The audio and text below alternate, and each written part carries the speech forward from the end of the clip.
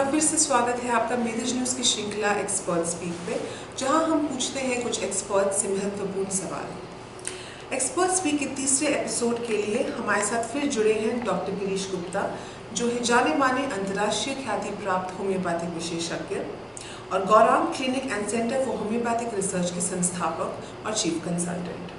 पिछले 2 एपिसोड्स में हमने डॉक्टर गिरीश गुप्ता से जाना ब्लैक फंगस और वाइट फंगस के बारे में, जिसका उन्होंने रिसर्च द्वारा खोज निकाला होम्योपैथिक उपचार। आज हम बात करेंगे पॉलीसिस्टिक ओवेरियन सिंड्रोम यानी पीसीओएस के बारे में, जो एक ऐसी गंभीर समस्या है जिसके बारे में महिलाएं आमतौर पर जागरूक नहीं हैं। हम आपको ये बता दें कि डॉक्टर गुप्ता ने पीसीओएस पे विस्तार में रिसर्च की और Indian journal of research in homeopathy के जनवरी-मार्च 2021 एडिशन में पीसीओएस के फीमेल फर्टिलिटी पे दुष्प्रभाव पर एक पेपर लिखा, जिसका टाइटल है homeopathic treatment of women with polycystic ovarian syndrome, a prospective observational study. आपको ये भी बता दें कि इस पेपर की पूरे देश में सराहना और प्रशंसा हुई है। Indian journal of research in homeopathy एक अत्यंत प्रभावशाली और प्रतिष्ठित जर्नल है और central council for research in homeopathy द्वारा प्रकाशित किया जाता है, जो अन्य विदेशी भाषाओं में भी उपलब्ध है। आइए चर्चा करते हैं। नमस्कार डॉक्टर साहब। नमस्ते। हमसे जुड़ने के लिए बहुत बहुत धन्यवाद। हमें बताएं क्या है पीसीओएस। जैसा कि इसका टाइटल आपने देखा, पॉलीसिस्टिक ओवेरियन सिंड्रोम, ऐसा होता है कि महिलाओं में यूट्रस के दोनों तरफ ओवरीज होती हैं, जो कि जिनमें ओवम बनता है, जिसे हिंदी में अंडा कहते हैं। ओवम जब पीरियड्स होते हैं तो ओवम बनता है और वो अपने आप मैच्योर होता है।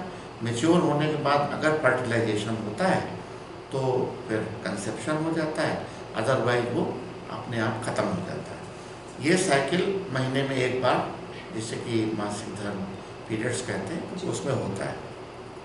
ये बड़ी नेचुरल प्रोसेस है और जैसे मीनार की हम लोग कहते हैं, जब मेंसेस शुरू होते हैं 12, 13, 14 साल की उम्र में, उससे लेके 45-50 साल तक, जब तक मेनोपॉज नहीं होता, ये प्रोसेस चलती रहती है। किसी कारणों से अगर हार्मोन इम्बैलेंस हो जाता है, जैसे ओवरी को हार्मोन्स जो कंट्रोल करते हैं वो ब्रेन में पिट्यूटरी ग्लैंड होती है, उस पर बनते हैं। तो अगर पिट्यूटरी हार्मोन डिस्टर्ब हो जाते हैं, उसका असर ओवरी पे आता है। तो जो अंडे बनते हैं ओवम, वो मैच्योर नहीं होते, इमैच्योर ओवम बनता है और ओवरी से चिपक जाता है। चिपकने के उसका वजह यह है कि वो अपने आप ख़त्म नहीं होता।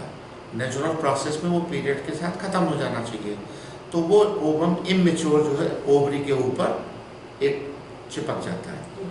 ये प्रोसेस हर महीने, दूसरे महीने फिर दूसरा बना, फिर उससे चिपक गया, तो एक वो रिंग जैसी बन जाती है ओवरी में, जिसे हम लोग कहते हैं पॉलीसिस्टिक ओवेरियन डिजीज। इसको बड़े कॉमन भाषा में स्ट्रिंग ऑफ पर्ल भी कहते हैं, जैसे मोतियों की माला, उस तरह ओवरी में वो चिपकते चले जाते हैं। ये इसी को सिस्टम को, इसी प्रोसेस को हम लोग पीसीओएस कहते हैं, पॉलीसिस्टिक ओवेरियन सिंड्रोम।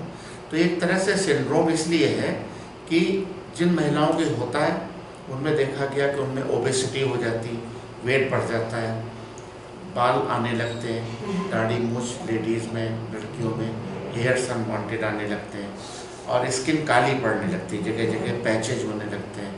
और ओबेसिटी के साथ साथ लेथार्जी, सुस्ती, डिप्रेशन, एंग्जाइटी, वो एक सिंड्रोम का रूप ले लेता है। इसीलिए इसको कहते हैं पॉलीसिस्टिक ओवेरियन सिंड्रोम। ये चूँकि नेचुरल प्रोसेस डिस्टर्ब हो जाती है हार्मोन्स की वजह से, इसी से ओवरी एक वो पॉलीसिस्टिक पैटर्न में दिखता है, इसी को हम लोग पॉलीसिस्टिक ओवेरियन सिंड्रोम कहते हैं। उसके सिम्टम्स जो होते हैं, जो पीरियड रेगुलर होना चाहिए, पीरियड डिले होने लगता है, कई दिन डिले होता है या कई बार नहीं होता। ऐसा भी देखा गया कि महीने में जैसे एक बार पीरियड होना चाहिए तो 2 महीने, 3 महीने, 6 महीने गैप हो जाता, होता ही नहीं है, बिकॉज अंदर हार्मोन टर्मोइल होती है और उसकी वजह से बाद में कंसेप्शन भी नहीं हो पाता है मैरिज के बाद। तो ये बड़ी कॉम्प्लेक्स सिचुएशन है जिसको कि हम लोग पीसीओएस के नाम से जानते हैं। क्या पीसीओएस किसी विशेष आयु वर्ग को प्रभावित करता है? ये 15 साल की उम्र से और करीब 45 साल तक किसी को भी हो सकता है, लेकिन मैक्सिमम इंसिडेंस इसकी 15 से 30 साल के बीच में होती है। जो मोस्ट फर्टाइल पीरियड होता है उसी समय पीसीओएस की इंसिडेंस ज़्यादा होती, और 5 में से 1 लेडी को, अनमैरिड या मैरिड लड़कियों को आजकल ये प्रॉब्लम हो रही है। और ये ग्लोबल समस्या है, इससे भारत की समस्या नहीं।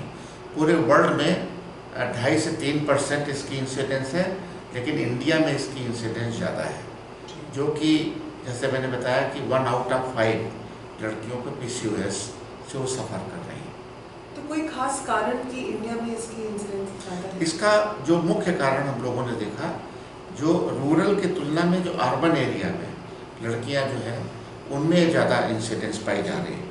उसका मेन कारण है कि जो अर्बन सेटअप है, बड़े बड़े मेट्रो सिटीज़ हैं और लड़कियां पढ़ाई लिखाई करती हैं, उनको स्ट्रेस होता है, पढ़ाई का स्ट्रेस होता है, कैरियर को लेके होता है, उनकी डिजायर्ड ब्रांच नहीं मिलती उसको लेके होता है, फिर पढ़ने में इतना ज़्यादा कंपटीशन है, तो जो लड़कियों में स्ट्रेस डेवलप होता है वो ultimately psychological factor, stress, anxiety की वजह से पिट्यूटरी हार्मोन डिस्टर्ब हो जाते हैं और उसका असर ओवरी पे आता है। तो यूजुअली इसको हम लोग कहते हैं साइको न्यूरो हार्मोनल एक्सेस, यानी पहले साइकोलॉजी डिस्टर्ब होगी, उसका असर ब्रेन पे पड़ता है, साइको न्यूरो, और उसका असर हार्मोन्स पे पड़ता है। तो इसको साइको न्यूरो हार्मोनल एक्सेस का मतलब है कि जो साइकोलॉजिकल फैक्टर्स होते हैं वो दिमाग पे असर करते रहते हैं, उसका असर हार्मोन पे पड़ता है और ओवरी पे पड़ता है। तो ऐसा बहुत इम्पॉर्टेंट ये फैक्टर है कि लड़कियों में आजकल कैरियर को लेके स्ट्रेस, एंजाइटी, एम्बिशन लॉस, कि कोई हम ये करना चाहते हैं नहीं कर पा रहे हैं, टारगेट्स दे दिए जाते हैं इसको पूरा करना है, उससे स्ट्रेस पैदा होता है। यहाँ तक कि मैरिज के बाद भी जो सेटअप में, मैरिज में जो सेटलमेंट होना चाहिए, जो अंडरस्टैंडिंग होनी चाहिए, अगर वो नहीं है तो स्ट्रेस लड़कियों में हो जाता है, हस्बैंड वाइफ में, या इवन मदर इन लॉ और डॉटर इन लॉ में अंडरस्टैंडिंग नहीं, क्योंकि जनरेशन गैप होता है। लड़कियां स्वच्छंद हैं, वो अपने को फ्री रखना चाहती हैं, उनके ऊपर तरह तरह की बंदिश लगाई जाती है जिसको लेके वो तनाव में आ जाती है। ऐसा हम लोग रोज़ डे टू डे प्रैक्टिस में देख रहे हैं। तो किसी तरह का मानसिक तनाव, चिंता या mental shock, financial loss, emotional imbalance, या जैसे किसी की फ्रेंडशिप है, अफेयर्स हैं, वो ब्रेक हो जाते हैं, उसका इफेक्ट, जो इम्पैक्ट दिमाग पे पड़ता है वो ओवरी को असर करता है थ्रू पिट्यूटरी ग्लैंड। तो इसके मैक्सिमम साइकोलॉजिकल फैक्टर्स हैं। इसके अलावा आजकल एक्सरसाइज का टाइम नहीं मिलता लोगों को, फास्ट फूड, ये जो हाई कैलोरी फूड आजकल जो चल गया है, कोल्ड ड्रिंक्स हैं और जो फास्ट फूड है, उनकी वजह से ओबेसिटी होने लगती है। जब ओबेसिटी होती है, फैट बढ़ने लगता है, तो फैटी टिश्यू में भी हार्मोन बनते हैं, ईस्ट्रोजन, जो कि ओवरी में बनते हैं। तो जब हार्मोन वो एक्सेस होने लगते हैं तो उनका इम्पैक्ट भी ओवरी पे आता है। तो इसको हम लोग कहते हैं लाइफ स्टाइल डिजीज़। ये कोई ऐसा कोई इन्फेक्शन नहीं होता है, कोई इसमें वायरस, बैक्टीरिया, फंजाई कुछ नहीं होता है, ये इनहेरेंट होता है, अंदर ही अंदर हो जाता है। इसको हम लोग के जैसे ऑटोनॉमस सिस्टम होता है, उसमें कोई डिस्टर्बेंस होता है तो पीसीओएस एक ही कॉम्प्लेक्स डेवलप हो जाता है। तो इसके साइकोलॉजिकल और फिजिकल दोनों कारण होते हैं। तो life style is also very very important in generation of PCOS, जिसको ठीक करने की जरूरत है। पीसीओएस का क्या प्रभाव पड़ता है फीमेल फर्टिलिटी पे? बहुत ज़्यादा पड़ता है, क्योंकि जब पीरियड्स रेगुलर नहीं होते तो नेचुरली ओवम इमेच्योर होता है, ओवरी में चिपक जाता है, तो ऐसे में कंसीव नहीं हो लड़कियाँ। मैरिज के बाद सबसे बड़ी समस्या है कि मैरिज के बाद जब लोग अपने इन लॉस के यहाँ जाते हैं हस्बैंड, तो कंसीव नहीं करते, तो कुछ दिन, साल, 6 महीने तो चल जाता है, फिर 2-3 साल टलने लगता है, तब लोगों की चिंता होती, वो अल्ट्रासाउंड वगैरह कराते हैं, हार्मोन्स की जांच कराते हैं, तब पता लगता है उनको पीसीओडी। तो इसका सबसे ज़्यादा जो दुष्प्रभाव शरीर पे है, ओबेसिटी और हेयर, वो तो एक अलग चीज़ है, मूड स्विंग भी बहुत ज़्यादा होने लगते हैं। लेकिन सबसे बड़ा जो सोशल प्रॉब्लम हो रही है वो लैक ऑफ कंसेप्शन नहीं होने की वजह से फिर तरह तरह के तनाव डेवलप होते हैं, वो फर्दर इस समस्या को कॉम्प्लिकेट कर देते हैं। किस तरह से हो सकता है PCOS डायग्नोस? यूजुअली अल्ट्रासाउंड कराने से पता लग जाता है।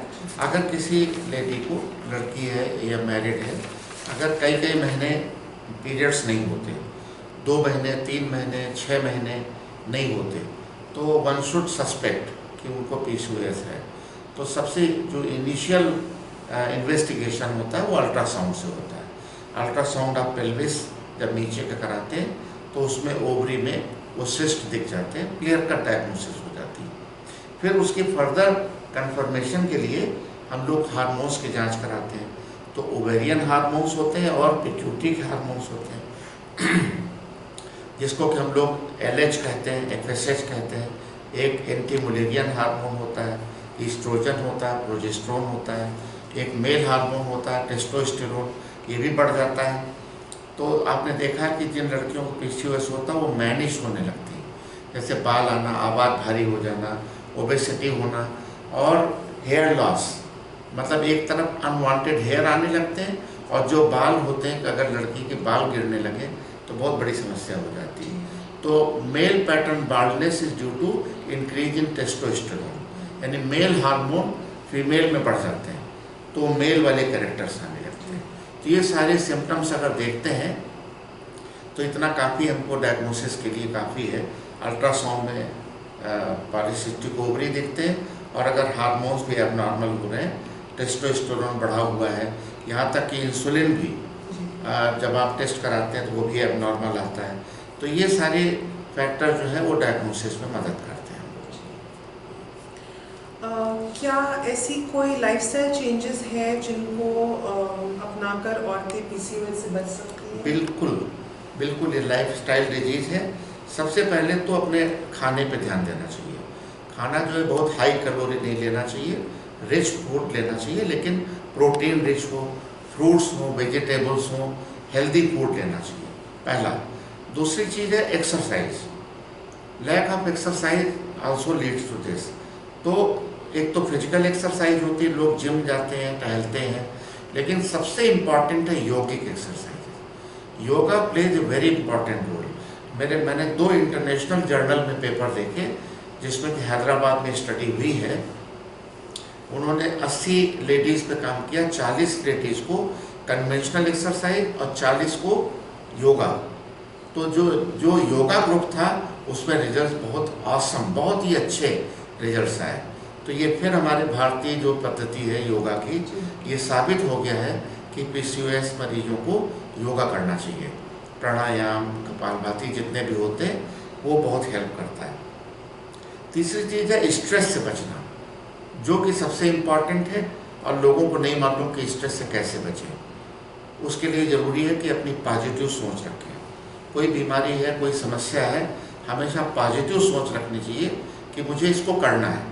और अगर आपने कोई चीज़ खो दिया, वो चाहे किसी नियर एंड डियर के डेथ हो, या कई बार जैसे मैंने बताया रिलेशनशिप इश्यूज आते हैं, फ्रेंडशिप है किसी की टूट गई, जाने दीजिए, उसको पॉजिटिव लेना चाहिए स्पोर्ट्समैन की तरह कि ठीक है आगे ज़िंदगी देखना है। तो अगर स्ट्रेस से हम लोग बचते हैं, फाइनेंशियल लॉस होता है, किसी का पैसा डूब गया, तो चाहे जितना आप कहिए स्ट्रेस न करिए, लेकिन होता है। तो स्ट्रेस से बचने का एक तरीका है ईश्वर पे आस्था। जब आप ईश्वर पे आस्था रखते हैं कि invisible God, omnipresent, omniscient God को जब आप याद करते हैं और लगता है कि जो होना था वो ईश्वर के हाथ में है, तो आपका स्ट्रेस कम हो जाता है। लगता है बीच में कोई शील्ड आपकी चारों तरफ आ गई। और अमेरिका में भी ऐसी स्टडीज हुई हैं। उन्होंने देखा जो लोग रिलीजियस बहुत ज़्यादा होते हैं, ईश्वर पे आस्था रखते हैं, उनका स्ट्रेस लेवल कम होता है। जो स्ट्रेस हार्मोन, एड्रेनलिन, तरह तरह के हार्मोन होते हैं वो कम बनते हैं।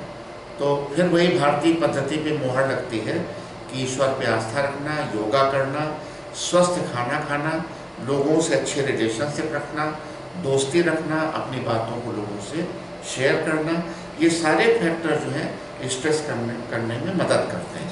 जब आपका माइंड स्ट्रेस से बचेगा तो वो जो पिट्यूटरी हार्मोन्स ज़्यादा सिक्रेट करती है वो कम हो जाएंगे और उसका असर ओवरी पे भी कम हो जाएगा और ओबेसिटी नहीं होगी। जब योगा करेंगे, हेल्दी फूड लेंगे, ओबेसिटी नहीं होगी।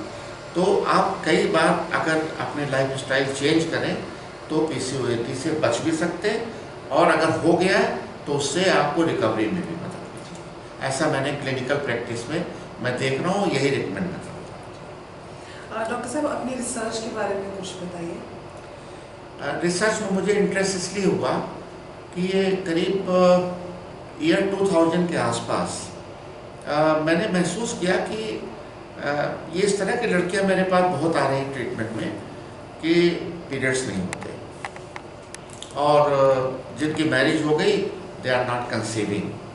तो जब उस पर मैंने फोकस किया तो ये पता लगा इनको पीसीओएस है। और ये मैं आपको बताऊं कि ये 15-20 सालों में ही ये समस्या बढ़ी भी है। पहले हम लोगों को नहीं पता रहता था। 80s में जब हम लोगों ने डॉक्टरी पास किया था तब पीसीओडी नाम की बीमारी हम लोगों ने पढ़ी भी नहीं थी कि ऐसा कुछ होता है। लेकिन ये जो 21st सेंचुरी की देन है कि इतनी भाग दौड़ हो गई, इतना एम्बिशंस बढ़ गए, इतने टारगेट्स दे दिए जाते हैं। जो प्राइवेट जॉब्स होते हैं जैसे उसमें बहुत ज़्यादा वर्क ओरिएंटेशन होता है, तो स्ट्रेस का कारण यही है। प्लस बहुत ज़्यादा लोग एम्बिशस हो गए और कम समय में बहुत कुछ गेन करना चाहते हैं, तो एक अंधी दौड़ चल रही, उसमें स्ट्रेस बढ़ता है, इसीलिए पीसीओडी बढ़ा। तो जब मुझे लगा कि ये तो बहुत बड़ी सोशल प्रॉब्लम है, लोगों को मैंने देखा कि सेपरेशन हो रहा है, लड़कियां अपने मायके भाग जाती हैं या सेपरेशन की नौबत आ रही है, डाइवोर्सेज हो रहे हैं, तो मेरा अटेंशन इधर गया। और फिर मैंने इस पर देखा कि मॉडर्न मेडिसिन में लोग हार्मोन्स देते हैं।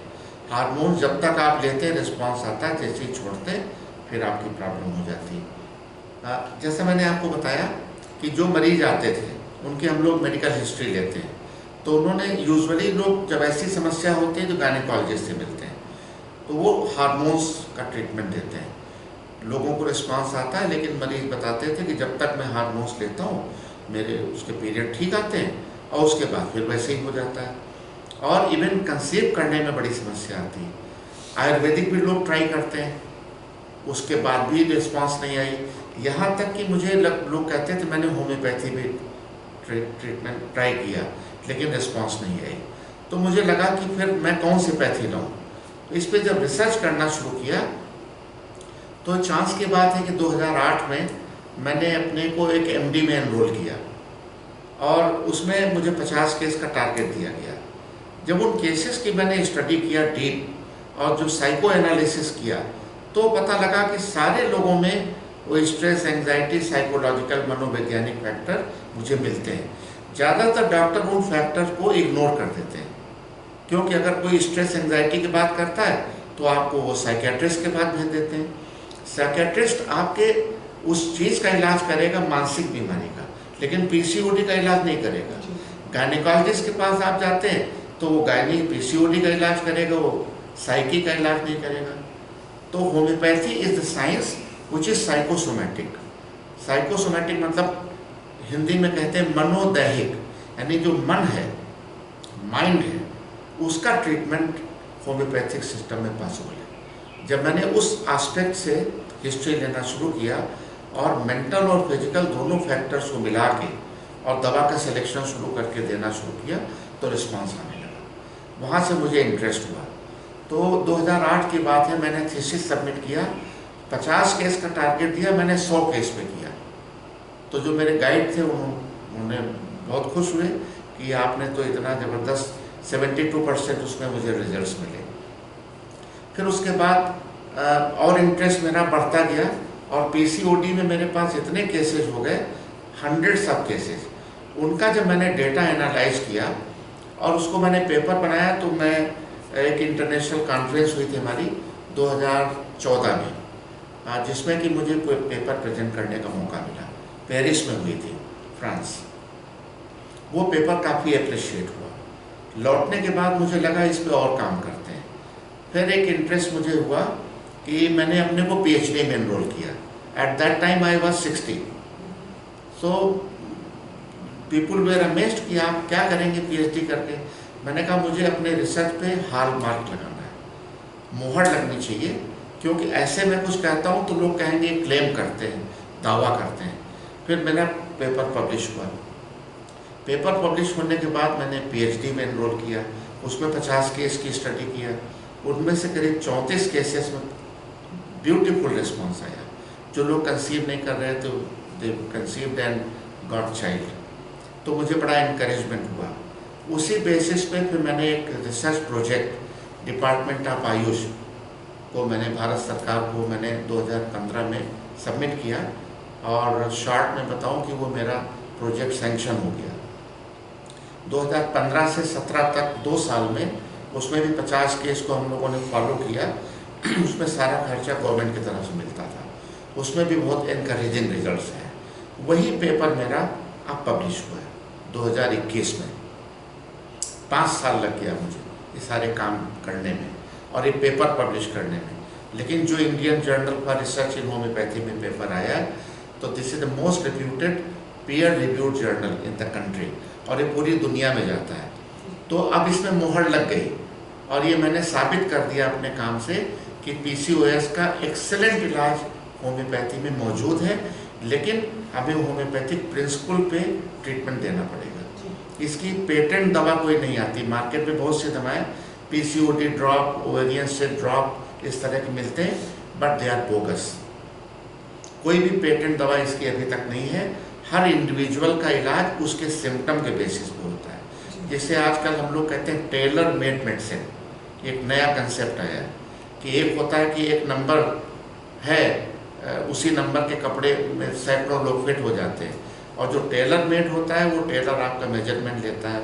किसी का शोल्डर नीचे, किसी का ऊपर है, किसी का पेट निकला हुआ है, किसी के चेस्ट, तो वो टेलर मेड जैसे कपड़ा होता है, उसी तरह टेलर मेड मेडिसिन भी होती है। तो अगर आप उस इंडिविजुअल जो मरीज है उसके सारे सिम्टम, उसकी लाइफ स्टाइल, लाइफ स्पेस देख करके इलाज करते हैं, तो रिजल्ट्स आर एक्सेलेंट, बहुत ही इनकरेजिंग रिजल्ट्स आते हैं। और ये हमारे वर्क से साबित हो गया है कि पीसीओएस का इलाज है, लेकिन अभी जागरूकता की कमी है। अब रिसर्च पेपर तो सिर्फ डॉक्टरों के पास जाता है, वो भी 10% डॉक्टर पढ़ते हैं जर्नल्स। तो जो बात हमारी है, जो आपके माध्यम से ये लोगों तक जाएगी, तो लोगों को वो आशान्वित हो जाएंगे कि हाँ इसका इलाज है। नहीं, बहुत लोग डेस्परेट हो जाते हैं कि ये लाइलाज है, ठीक नहीं होता है। तो मेरी आप सभी से गुजारिश है कि इस शोध का और होम्योपैथिक सिस्टम का ऐसे पीसीओएस के मरीज जो लोग बहुत डेस्परेट हैं वो इसका लाभ उठाएं, और मुझे पूरी उम्मीद है कि वो आशान्वित उनको रहना चाहिए, और मुझे पूरी उम्मीद है कि वो ठीक हो सकते हैं, उनका पीसीओडी ठीक हो सकता है। डॉक्टर साहब, अपना कीमती समय निकालकर हमसे महत्वपूर्ण विषय पर चर्चा करने के लिए बहुत बहुत धन्यवाद। Thank you.